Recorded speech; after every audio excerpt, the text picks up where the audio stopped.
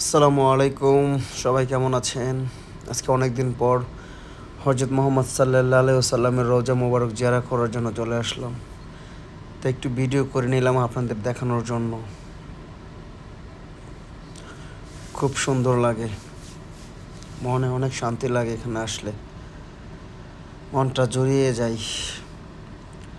ইসলামের প্রতিষ্ঠাতা হজরত মোহাম্মদ সাল্লাল্লাহু আলাইহি ওয়াসাল্লাম, তিনি ইসলামের জন্য অনেক রক্ত ঝরিয়েছেন, অনেক কষ্ট ত্যাগ বিসর্জন দিয়েছেন।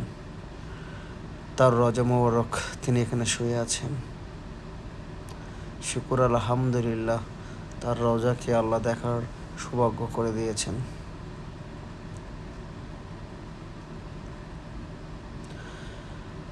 সবাই মন থেকে নিয়ত করেন আসবেন, ইনশাল্লাহ আল্লাহ তাআলা একদিন না একদিন আপনাদেরকে আনাবে। আলহামদুলিল্লাহ।